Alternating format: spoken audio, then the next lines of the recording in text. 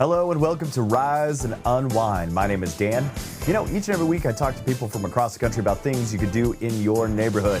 And on this week's show... And I understand it because I'm also shoving their heads together, but the characters don't listen to me, so... All of that and more right here on Rise and Unwind.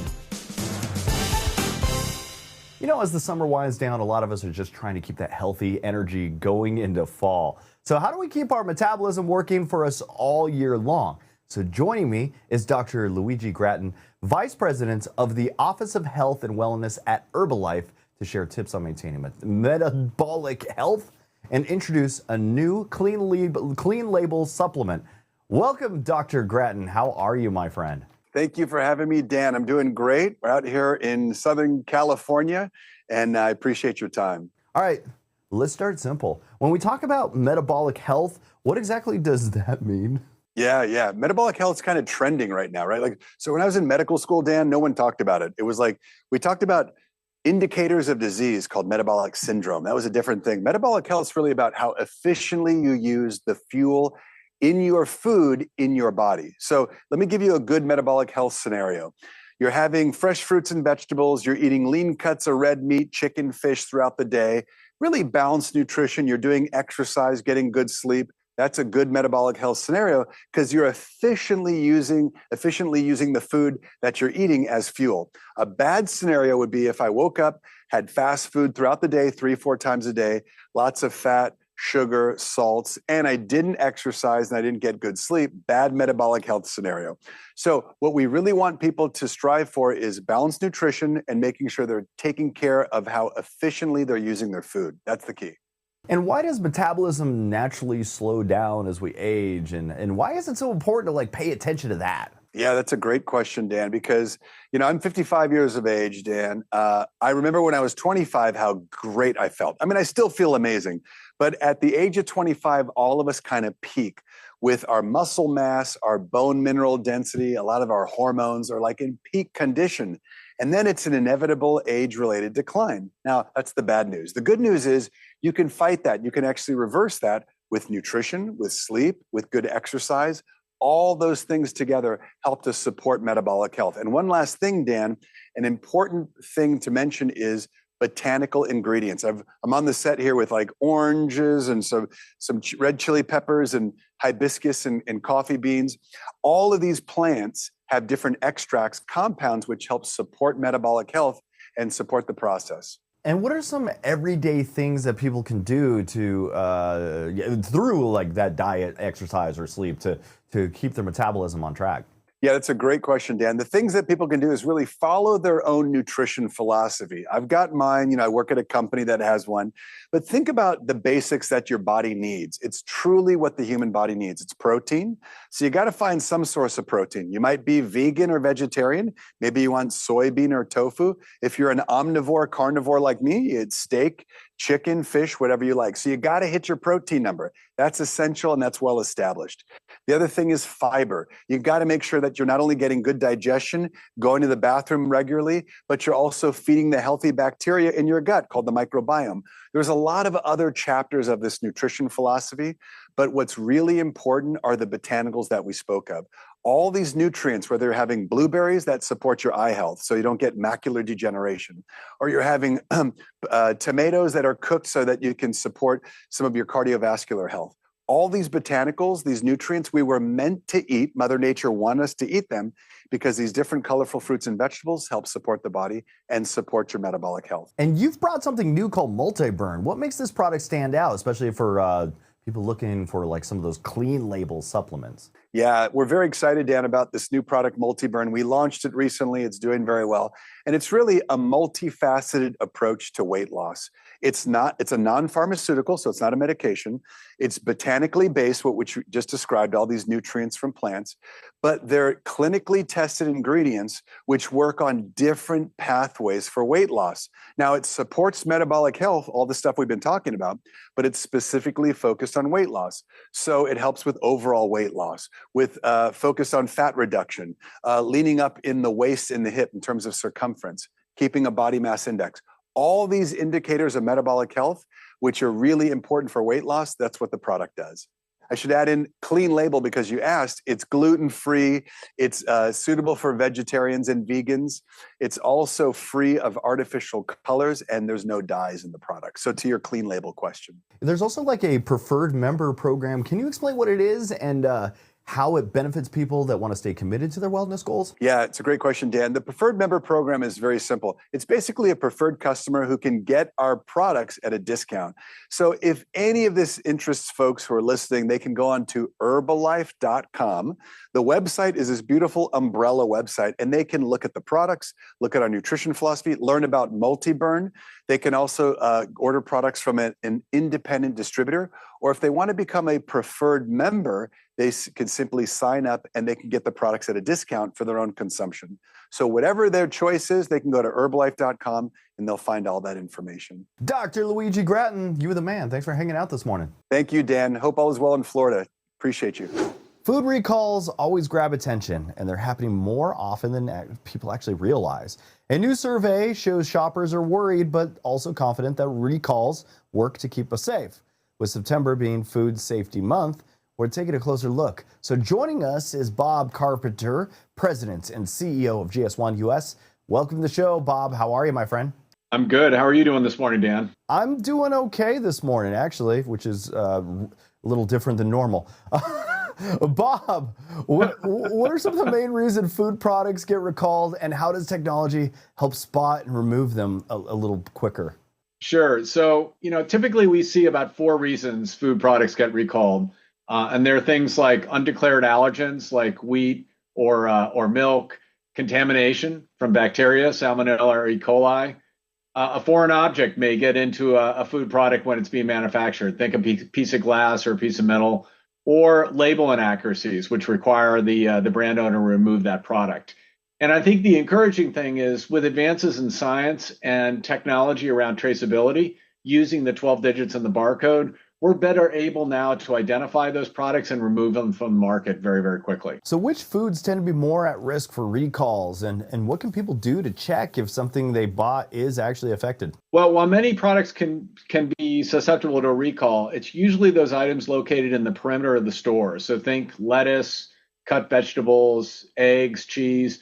Those items are most susceptible to recalls. And any recall is usually identified with a 12-digit number that's in the UPC barcode and is also limited to a certain time period in states in the United States. So consumers check their product if they're in one of those affected states and check the number on their products to make sure that it hopefully doesn't match the number that's being recalled. Therefore, they can serve it with reassurance and safety to their family.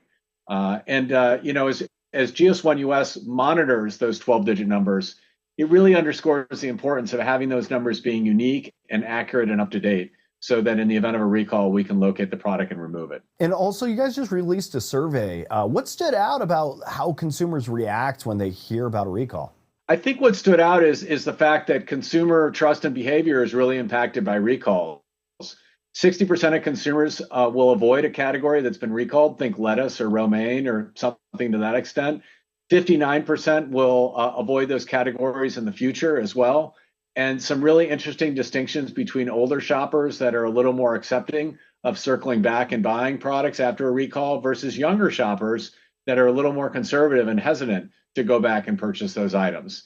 I think lastly, what we found is 57% of households would discard a food product even if they were located in a state outside of where the recall took place. So some real food safety and food waste implications that we're finding based upon how consumers react to recalls. And why should we look at recalls as a sign of progress in food safety? And what other steps are being taken to kind of help keep that public safe? Well, I think food recalls are really a sign of a more proactive food safety system hard at work through science, through technology, through better food safety prevention. And even though I know the frequency of food recalls can be concerning for consumers, it's really a sign of a more effective food system at work. With that in mind, though, we do know that there's some upcoming regulation that the FDA is working on that comes into compliance in 2028 that's going to require food retailers and food service restaurants that are handling high-risk foods to make sure that they're maintaining records such that if some of those foods are affected by a recall, they can produce those records in a 24-hour period, and that food can be located very, very, very quickly so we can remove it from the shelf. So based upon the use of GS1 standards, better technology for traceability, we're really making strong strides in removing that product as quickly as we can in the event of a recall. And finally, if people want more information or maybe some resources, where should they go? Sure, they can go to gs1us.org/food recall. Bob Carpenter, thanks for joining us this morning. Thanks, Dan. Appreciate it. Parents are getting kids ready with new backpacks and supplies, but one of the most important back to the school items is it's really easy to miss. It's an eye exam. Healthy vision is key for learning, and many kids don't even realize they're struggling to see. So today we're joined by Dr. Cate Jordan, a board-certified pediatric ophthalmologist, to share why vision screenings matter and how families can get help through All Children See program. Welcome to the show, Dr. Jordan. How are you? Thank you. I'm well. Thanks so much for having me. Okay, so why should regular vision screenings be such a priority for kids heading back to school? Vision screenings are so helpful to find and detect problems early on. So kids can be referred for a comprehensive eye exam and have any problems treated early. Early treatment is so important for kids' vision. As you said, a lot of times kids don't realize that they can't see well. They just assume that everybody sees the way that they do. Or if they have a lazy eye, one eye is seeing fine and the other eye doesn't see well. And they don't realize that that's a problem because they see fine with one eye. So what are some of the common signs parents could be looking for that might mean their child is having these troubles? Yeah, if a child is struggling to read at their grade level, that's a really important sign to look for. If they're squinting to look far away, especially at the board or at the TV or moving closer to things, they're holding books or tablets close to their face. If they have any eye muscle problems, they may squint an eye when they go outside. They may cover an eye when they're reading or close an eye when reading. Those are all really important signs to get evaluated early on. Is there like a best time of year for children to go get their eyes checked? The vision screenings are really helpful at the beginning of the school year. A lot of schools will do that, or health fairs, or the primary care provider, or the Lions Club. Those vision screenings will help detect and flag for any possible problems. And then kids can get referred early in the school year to get evaluated and potentially treated for glasses or any other problems with their vision or their eyes. And then it sets them up for success for the rest of their academic year. In addition, kids' eyes grow and change every year. So that annual vision screening is really helpful just to remember at the beginning of the year so that even if they passed a vision screen the year before, their eyes might have grown and changed over that year. And so this current year, the vision screening is so helpful to continue. All right, can you tell us about this All Children See program and how it kind of helps families? Yeah, the Children's Eye Foundation of APOS launched All Children See in 2020 as the first direct patient care program. It connects U.S. families with pediatric ophthalmologists to provide no-cost eye care and exams to children without insurance or access to vision care. It's currently available in over 30 states and in Washington, D.C. area. And it's a really wonderful program for children that currently don't have access to insurance for vision care. So where can parents go find more and even see if their child qualifies? Yeah, the allchildrensee.org website will tell them all that information, including if they qualify for the program. That's allchildrensee.org. They can also go to the Children's Eye Foundation.org website to look for more information about the programs. And just in general, to find out more about children's eye health and how to find a doctor, they can, a pediatric ophthalmologist in their area, they can go to aapos.org. And that's our American Association for Pediatric Ophthalmology and Strabismus website. And it's the most up-to-date website for information about kids' eye health. Dr. Jordan, thanks for joining us this morning. Thank you so much, Dan, for having me. What if instead of dying, you could be uploaded into a digital afterlife, complete with luxury, tech, and maybe a few glitches? Well, that's the wild setup of Upload, the sci-fi comedy from Greg Daniels, creator of The Office and Parks and Rec. The show imagines a future with holographic phones, AI assistants, and even 3D food printers.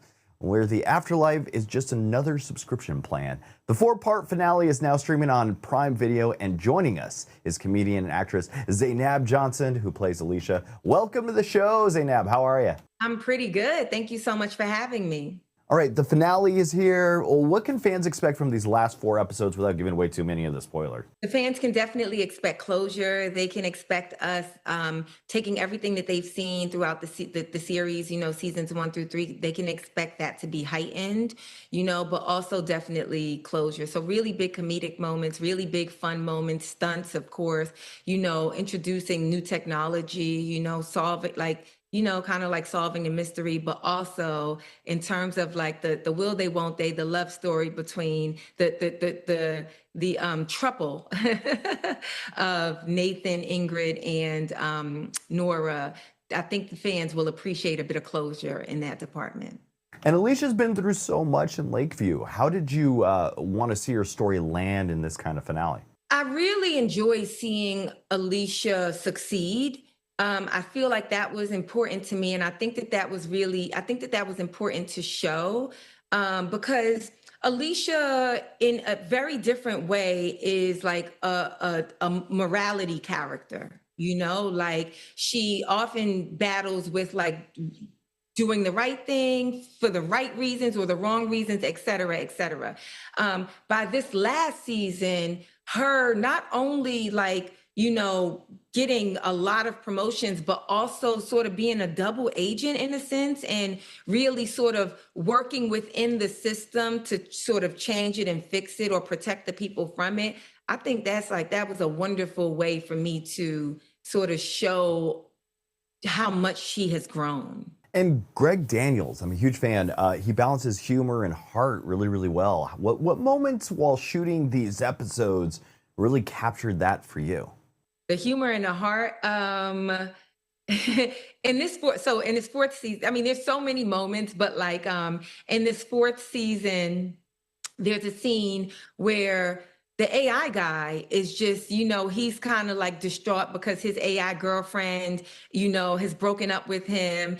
And it's such a silly scene, but Alicia goes in and not only Alicia and Luke, they go in and they comfort him through what is like a really, really silly, like in the essence of it, it's silly, but also the way it's filmed. It's like he's laying on the floor in an elevator and it's just like hitting his head, like the physical comedy of it all. But for us to not really focus on that and to really just focus on like, oh, okay, well, he's having this human experience and he's feeling pain and sadness, and we have to help him through this. I feel like that's a really good example and one of my favorite moments this season of like balancing this like, like really, really huge humor moments, but also like the heart of the show. And you're also not just Alicia, you're also a stand-up comedian and a host.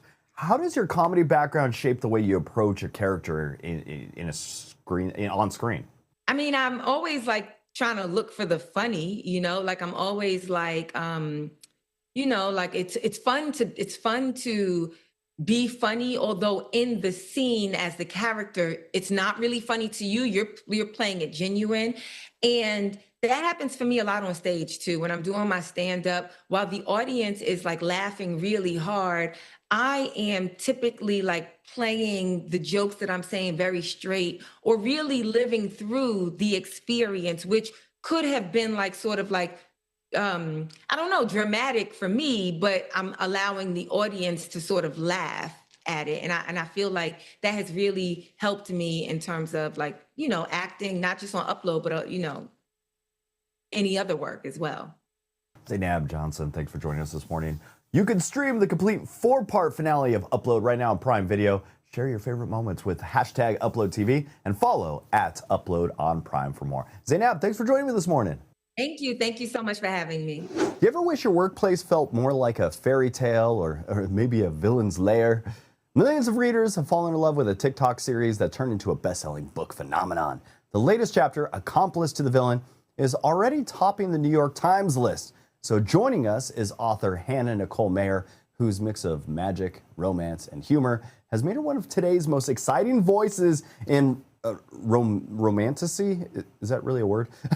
Welcome to the show, Hannah. How are you? I'm great. How are you? I'm doing my best, but I guess I'm still here. Your book started as a fun TikTok series of skits. How did these short videos grow into like a best-selling book series? Oh my gosh. I think the idea was born on TikTok. So with each video that I posted, the story kind of started to develop itself. These characters started to feel like real and tangible to me. And it became such a exciting idea in my head that I couldn't stand it just sitting in my mind anymore. So I had to sit down to write it. It was probably the most words I've ever written in one sitting. It was like 10,000 words because I'd been waiting to write it. It like spilled out of me. I've never been able to repeat that word count in one sitting. I would love to. I've never seen that girl again. But yeah, that's how it kind of born into a TikTok series to book. And I got to document it all on TikTok. Fans describe Accomplice to the Villain as Once Upon a Time meets The Office. What inspired you to like blend fantasy with like one of these workplace comedies? I think it was a lot of the things I consumed growing up. I was a huge fan of Shrek. I loved The Princess Bride, Ella Enchanted, Stardust, like very quirky, fun fairy tales that kind of flip around the story a little bit, but add like a whole bunch of whimsy. And that's what I grew up consuming, and that's all of my favorite stories. So writing a book that kind of incorporates all of those things while also incorporating villains, which is my other favorite thing, was kind of, I think, just a quick pipeline from everything that I consumed as a child to now. Evie and the villain have such a unique dynamic. What can readers expect from their relationship in this latest book? Same push pill, slow burn romance that we've always had, but obviously with each book, the tension gets amped up because, you know, we're progressing slowly but surely. The slow burn is probably the most joyous and complaints that I get. It's the tandem together, and I understand it because I'm also shoving their heads together, but the characters don't listen to me. So I'm just kind of babysitting them at this point. You're like, please kiss, kiss. Okay, I can see that imagery already. You've built a huge community online. How does that instant feedback from the fans help shape your writing? Oh my gosh, I think it was such a huge motivator when I was writing the book. And I realized how rare that is when you're sitting and writing a book. It's usually such an isolating experience because it's just you and your computer. But with this experience, it was me and my computer. But every time I wrote an excerpt I was really excited about, I would go and I would share it with the audience that had been following along with the TikTok skits and also loved the characters just as much as I do. So it's a really unique experience, but it was definitely motivating while in the writing journey to hear people say, I can't wait to read your book. Hearing that in and of itself was a wild thing. It still is a wild thing to me. So it's amazing. And since fandom is so deep on this, is there like an issue managing expectations when writing the next chapter? Because sometimes fans take it over and kind of adopt it as their own, and they kind of get upset when things are changing. Is Yeah, something I there? encourage people to do that, I think, because this story isn't just mine. It's for everybody that needs it, and everybody that wants to be a part of it is welcome to be a part of it. So I encourage that. I actually think it's really important. But when I go in to write, I don't think about anything else but the characters. I kind of have tunnel vision. So I don't worry about expectations. I don't worry about disappointing anybody because the only thing I'm focused on is making sure I'm doing the right thing for the characters and the right thing for the story. And as long as I'm doing that, that's the compass I follow. I think you can't go wrong because you can't please everybody. So if you try to go that route, you're going to fail every single time. So always stick true to what's true for you. Hannah, thank you for joining me. Accomplice to the Villain is out now wherever books are sold, and the hardcover special edition of Assistant of the Villain arrives September 16th. So don't miss your chance to dive into this magical, laugh out loud world. Thanks for being here, Hannah. Thank you so much for having me. It was lovely chatting with you. From pop hits to powerful faith-filled anthems, Stars Go Dim has built a global following. Now, frontman Chris Cleveland is back with a brand new album called Roses, a project years in the making that blends retro grooves with heartfelt lyrics. He also just celebrated a milestone moment with his debut at the Grand Ole Opry. Chris joins us now to talk about it all. Welcome to the show, Chris. How are you, my friend? Doing well. How are you doing? I'm doing great, man. Roses, it was just released. What was the inspiration behind this album, and how does it reflect where you are right now in life? Oh, so much. I think anytime with music, the best way to make it is to make music that means something to you in the moment and just to be as honest as possible. And so this record is the first record I produced 100% myself. And so it's the most authentic me record. It's really vintage. It's really soulful. It's vibey. And then just the content of the album is all about just taking a step back, like really slowing down and seeing like the greatest pieces of life are in these small moments that sometimes, if we're too busy, we just fly past. And so hopefully, as people hear this, they have a really good time as they listen to the record, but they can also slow down and enjoy those small pieces and moments of life. And the album, it mixes faith and everyday life in a really unique way. Can you share how your songwriting process brought those themes together? Absolutely. I think with this album, I wrote every single song from one question. It's a question I've asked myself a lot of times, especially if you're a person of faith, is like, in the very best and in the very worst of life, how does this thing work with God? Like, how does he meet us? Does it? And these songs are kind of answers to those questions. And as I went through, I think I realized more and more, especially with my co-writers, that I think God meets us the most in these seemingly small moments. And not saying that these big, huge miracles and things can't happen. It just hasn't been my experience in life. But what I have seen is the incredible joy, the incredible love, the incredible life, the incredible faith through those small moments.